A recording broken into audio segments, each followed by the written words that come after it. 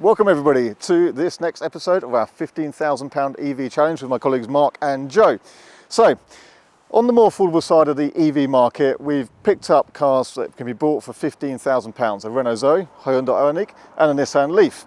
And we're taking some challenges to try and replicate some family use. So check out our other videos for some more episodes with different things like practicality challenges and urban range tests on this. But this time, I think it's time to put some miles on the cars. So our producer's got a challenge for us and we're going to wait and see. Here it is right now.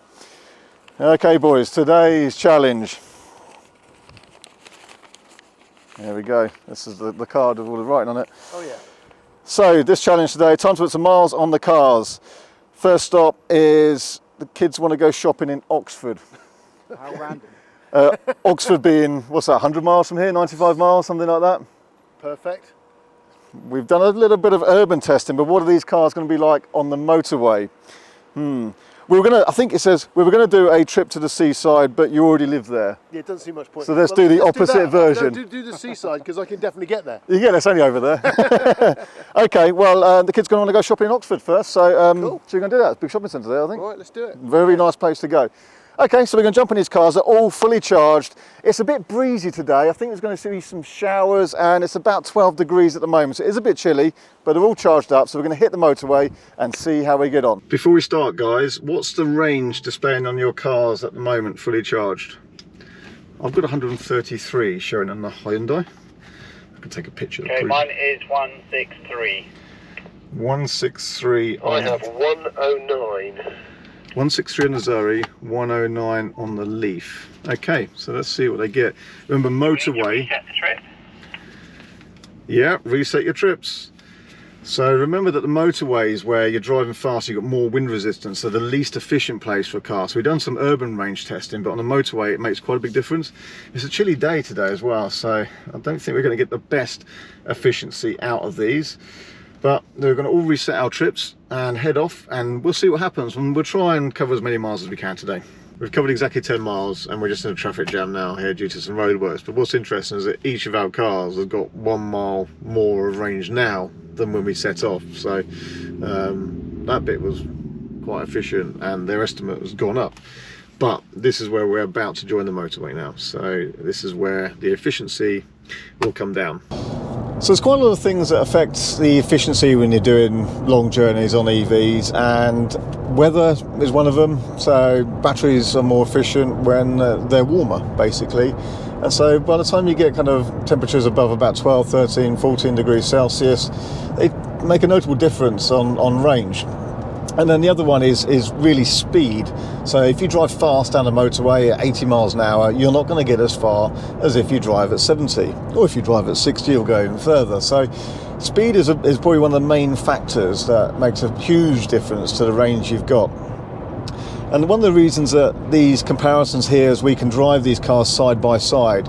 It is a great real world comparison, because even if we drive fast or drive slowly, we're all driving on the same roads at the same time at the same speed. And so this is why it's great to do these side-by-side convoy comparisons. So there can't be, if you drive these cars on different days, you're going to get different figures. So this is the best way to get the comparison, and this is what will be interesting to see.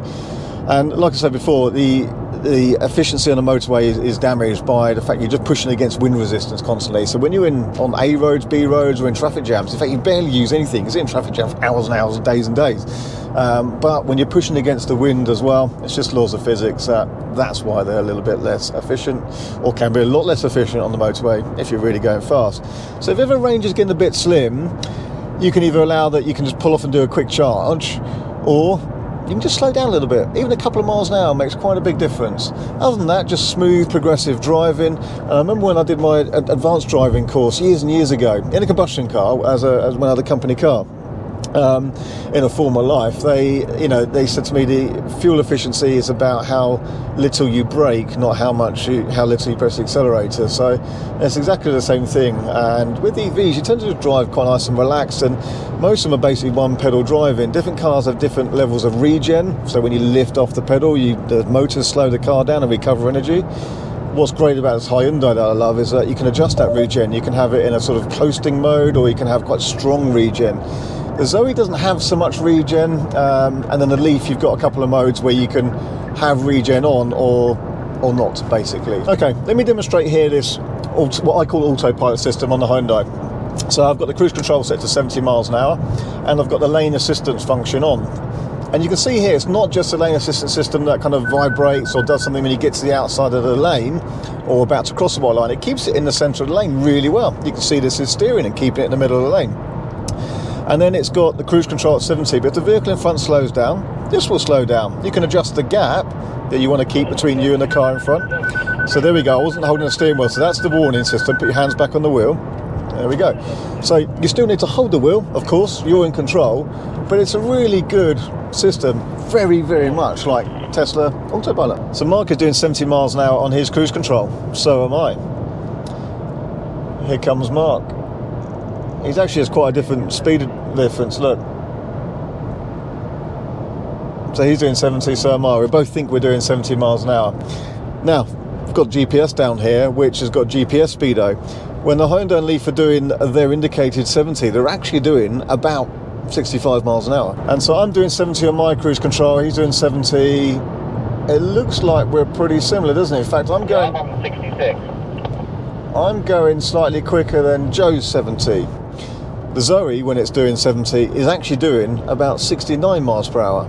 So there's quite a big difference, and that was a really interesting comparison. So, and again, it's important to do these convoy comparisons all at the same speed, because you know you're doing the same speed. So there we go, that was interesting. We've just passed 70 miles, and the Leaf is getting a little bit slim now in its range to get to Oxford. So Oxford looks like it's about 95 miles from our office. So he's now just kind of coming a couple of miles an hour for 70, about 65 miles an hour, try and manage his speed because it's looking a bit slim. But just over 70 miles for me, and I've still got 50% of the battery, so I'm doing good. And I'm just trying to decide whether we sort of stick in convoy or just leave him in the top gear style. I think we might just leave him. I don't think it'll make that much difference, you know, in reality. You don't get any faster, do you? Some trucks going up a hill here. I mean, some of this dual carriageway here has been a bit slow anyway, so if I've gone to the outside lane, I can't even pick up speed now anyway if I wanted to.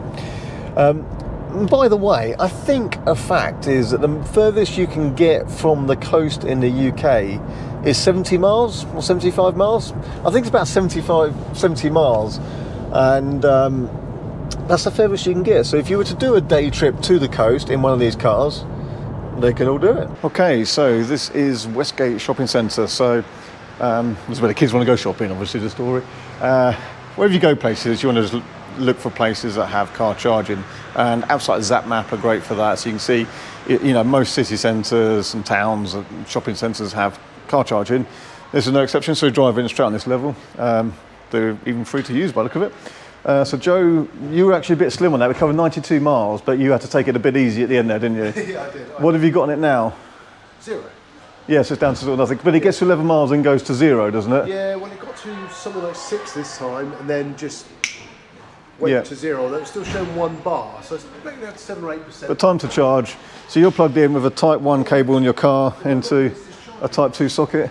Yeah, it's charging, and your light's flashing there, so I think it's all right. I'm down here, plugged in on this one. So each one of these, I think, is going to be a 7 kilowatt charger. I arrived with 37% of my battery left, so that's fine. And the car says 3 hours if it's going to charge to full. So these are what we call destination chargers. They're not rapid chargers. Yes, you shouldn't be parked if you don't have an electric car. I know, it needs better signs, isn't it? Yeah. No, that's all right. It needs better signage, isn't it? Well, you know next time, don't you? So, and then Mark's here with the Zoe. Mark, what did you have when you arrived? I had... How come you're not plugged into that one? Because that one's not working. Oh, okay, but the other one is. So I had to use this one. Yeah, you had plenty of spare range there because you got massive. massive. 40% left. After 92 miles, you've about 40% left on those Zoe. Good little car, that. So what would be ideal here is these are 7 kilowatt, but over here, these are faster 22 kilowatts. Hi. These here are faster 22 kilowatt chargers, and that's what the Zoe needs really, but unfortunately, there's other cars in them. So the Zoe is quite unique because with these type of AC chargers, it's the only one here that can take 22 kilowatts, which is, well, the only other car I know of that can do that is the original Tesla Model S, if you buy the extra charger package. So here would be ideal for the Zoe. Alas though, they're full. But what we'll do is we'll go and get some lunch. We're all hungry now. These cars charge up for a bit here, and then we'll do another section of journey where we'll use some rapid chargers, and then we'll see the comparisons there. Make sense? Hope it does for now. These are free to use, so let's have them. So one thing I will highlight in a shopping centre like this is some of the Nissan Leafs got 3.3 kilowatt chargers and some have got 6.6. This is 6.6, which means it can pull nearly all the power from this 7 kilowatt supply here. If you've only got 3.3, to be honest, it's fine at home because it charges overnight easily still. It doesn't really matter, to be honest. But when you've got the upgrade, it means that at a location like this, you can just top up twice as quick, of course, 6.6 versus 3.3. Here is where the Zoe should have been able to top up a lot more, but only 7 kilowatts available. That's what it is. So next challenge, boys, as the guys arrive back with me now. Oh, BMW i4 there, very nice. All the amount of charges here is really good actually, isn't it? So what we're going to do, guys, is that was just literally, we've had lunch, we've genuinely stopped for a lunch, which makes a change, doesn't it? What we're going to do is we're going to just head north. We're going to carry on getting further away from the base to the point where we're all beyond range. So we're going to have to charge just to get back, basically. Okay. So we can then get to use the rapid chargers, and then we can see kind of who gets back first, huh? Because again, when it comes to rapid charging, they've all got different capabilities. So we'll explain that along the way. Okay, so that was just a nice little top up whilst we had lunch. May as well plug in when you can. So they're obviously slower chargers, but a good little top up. It did actually put in just over an hour that Nissan Leaf up to 54 miles of range. I've got 78 miles of range, and the Renault Zoe up to 108 miles of range. If that Zoe got on the 22 kilowatt chargers, it would be brim full up again. However, it wasn't. That's just the way it is. So what I want to do is just drive north a little bit in the A34 now, and get beyond the range of everybody to get home. So we've got to use some of the rapid chargers to get home with, and then that will see exactly what each car can do. Maybe we'll make a little bit of a race out of it. Yeah, not a speeding race. Diamond cut alloys like you and me, Mark. Continued radio banter from Joe there. Okay, so in Oxford, despite going around the shops, there was something not in stock, wasn't there? So we've had to come to Bicester Village, is where we are now. It's very windy, so I'll try and cover the microphone up. So this has taken us well over 100 miles from home now, and we've got to get back. So I've got 70 miles of range, so I'm going to have to charge to get back now. What about you? I've got 32, so I probably will need to charge also. You're definitely going to have to charge to get back. And Mark, what have you got? Just under 100. Yeah, so I probably will have to charge, I think. It's a bit of a mileage demon, that Zoe. Yeah. Okay, so my nav was saying it's 103 miles to get back from here, so should we just see who gets back first? Yeah. We're all going to have to charge. There's no difference to me. So this is where we need rapid charging. I can use a CCS rapid charger. You can use a Chademo charger. Yep. Mark, you don't have sort of rapid charging as such. You just got fast charging, so you need a 22 kilowatt fast charger. I have to hunt for one of those, yeah.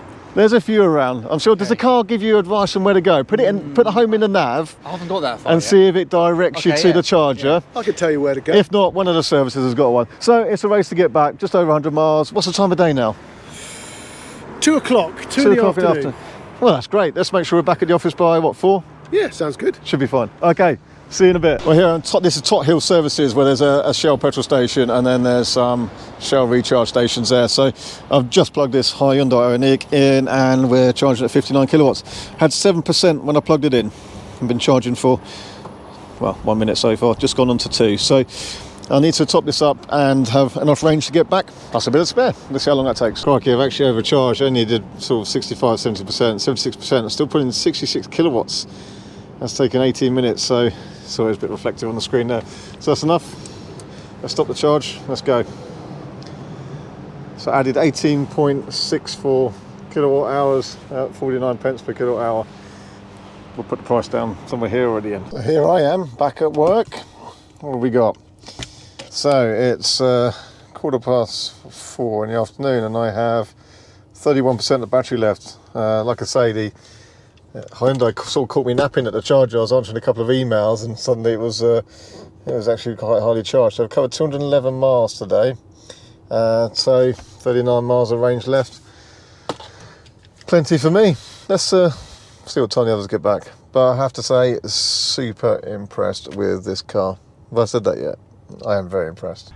Okay, Mark's back, 5 p.m. and he's got 2% of battery left. It shows when you start the car, 2% battery. He's averaged 3.92 miles per kilowatt hour. So it's just Joe left now. Let's see how long it takes him to get back. Well, here's Joe. Hang on, Joe. Let's just have a look at your trip data. How was that? 0 range, 0 battery. I got to about 6%, probably Bransgore, and then it just disappeared. At 6% or about 11 miles, it disappears. It's got nothing. Yeah. But if you're looking at the sat nav, you can see you've got a mile, yeah, or 2 miles, or 3 miles, or 4 miles. It's about a mile per percent. And the good thing for me was, although on the way back I started to think, I don't think I'm going to make this, I'm not sure. The last bit of our journey was so slow that I suddenly became loads more efficient. So 211 miles there, 4.1. 4.1 average. Okay. Yeah, 0 battery. Did you do one rapid charge on Chademo? Yeah, I did, yeah. Yeah, so what did you charge up to from there? Full or? Well, the charger said 98%, the car said 100. Yeah. And it's shown 121 miles, so that's about what we've seen on 100%. Yeah. The charge rate on that was really good. It started off about 43, went up to about 48. Yeah. The last 10% of the battery probably went down to 23, 24. Yeah. But it stayed quite constant for a long, long time. Okay, so you're nearly an hour behind me in the Hyundai. Wow. But then my charge, it took me 35 minutes to charge, and I had to drive slower. But I mean, all it meant was that the journey took a bit longer, and as I was driving on my own and you guys were out of radio contact, it was a bit laborious and boring. If I had my wife and someone in the car with me, you probably wouldn't notice. You'd be chatting and stuff, and it'd be fine, you know. So it's all right. It's not a life-changing amount of slowness going on there. You can cope with it. You still wouldn't be too far behind everyone else. You don't do too many long journeys then, basically, one of these, would you? No, not really. But from here where we are to Southampton and back to Winchester, stuff like that's fine. But a longer stretch, a bit. Just got to take your time. Just got to think about it. Okay, everybody. So let's try and kind of come to some summaries and conclusions here. So lots of variables, lots of different ways of working things out. But on that day, I mean, we covered a couple hundred miles, but let's try and kind of work out what it would be if you were to cover more miles than that. So I think I set a record when I drove a Tesla Model S long range from Edinburgh to London non-stop, 420 miles. So I've done some rough calculations, which I'll put in the table down below about now, to kind of simulate what you would need to do with each of these cars to cover that distance. Edinburgh to London, about 420 miles, roughly speaking. These are just rough numbers, but give you an idea. Now, that Hyundai, that's impressive. A, it's very efficient, and B, it charges quickly as well. And it's got a generic CCS rapid charger, so I'm really impressed with our Hyundai, which I think I did mention, didn't I? Now, by my approximate calculations, you could drive that car 420 miles with about an hour of charging, 2 charging sessions of about half an hour. When it goes up to 80%, like 20 minutes, doesn't take too much longer to finish off. So, roughly speaking, an hour-ish of charging time to get to Edinburgh. Not too bad. But what about the Zoe and the Leaf? Because the Zoe doesn't have DC rapid charging, only AC fast charging. So that can go further, but then it needs longer to charge. Now, that further distance that it has, for the money, could be really handy. And if you're driving from Bournemouth to Newquay, for example, you wouldn't have to stop at all. You just do it in one go. And then if you were staying in Newquay, you'd have a hotel with a charger and then drive back again.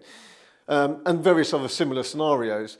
So, however, if you were doing a long journey, let's say London to Edinburgh, you would need about probably 2.5, maybe up towards 3 hours of charging time. So it's going to be behind the Hyundai, of course. But you do have that longer range on each segment. So you can do about 180 miles per charge on the Zoe compared to about 140 on the smaller battery Hyundai. But what about the Leaf? I mean, the Leaf is probably the one that sort of struggles the most here because it is less efficient than the Hyundai, and then, you know, it just doesn't do the range on the motorway like, you know, would be more convenient. So the Leaf will admit a range on the motorway probably about 80 miles, roughly speaking. So it is limited, you know, the speed there restricts it. Around town, urban driving, we covered over 90 miles, but it's restricted. And then it needs about 45 minutes really to charge it on a Chademo charger. So for every 80 miles, you need about 45 minutes of charging. So if you were driving that to Edinburgh from London, you would be a little bit behind. You'd probably be 3.5 hours of charging time. at the minimum, really. So if you're doing lots of long distances, you know, ideally you get yourself a Tesla or, you know, Porsche Taycans, all that kind of stuff. So, you know, these cars really are predominantly city, the odd longer trip. It's all doable, it just takes a bit more time. So if you know, the Leaf's got its benefits. It's a lovely, comfortable car. It's got some good space. It was one of the deepest boots. So as we've shown in other videos, and do check out our practicality videos and the urban range test we did as well. You do see there that, you know, especially as second cars, these are all great. I think the Zoe has really quite a good range. You could do quite a long distance in that without the need to stop and charge on the way. You would maybe charge overnight and come back, for example, or just drive more in a day, of course. But the Hyundai is really quite surprisingly good, isn't it? You know, so not masses of range, but it does charge quickly and easily. So it's actually quite capable at the Hyundai, and you could do long distances. Interestingly, the later versions of the Hyundai Ioniq have a bigger battery, 38 kilowatts, but they charge slower. So again, you'd have a range then probably similar to the Zoe, but the charging isn't as quick as the earlier cars like this. So personally, my money would be on an earlier Hyundai Ioniq like that, but it all depends what you're going to use the car for, all depends on your case point. And even if you did find the Nissan Leaf the most comfortable car to run around in, do all the school run and all that kind of thing, a separate car, all fine. Maybe if occasionally you do a longer journey, you might want to just hire a car for that one weekend you're doing a longer journey if a Leaf is your only car. So I think I call it wraps for that. Again, lots of variables in this table below, but it gives you an idea. It's interesting, isn't it? Range versus charging time. But let's call it a wraps to that. It's probably the end of the series on our £15,000 electric cars. So I hope that's been interesting. We may consider doing another series on maybe £20,000 electric cars at some point down the line, but it takes quite a lot of time and coordination to do this. But keep an eye, stay subscribed, and we'll see what we can do about that. In the meantime, I hope this has all been interesting for you and useful information. As ever, leave your comments below. We always try and read through and answer as many as possible. And if you haven't subscribed already, make sure you hook us up on Instagram, Twitter, Facebook, TikTok, I think, as well. So anyway, we'll see you in the next one. Thank you for watching.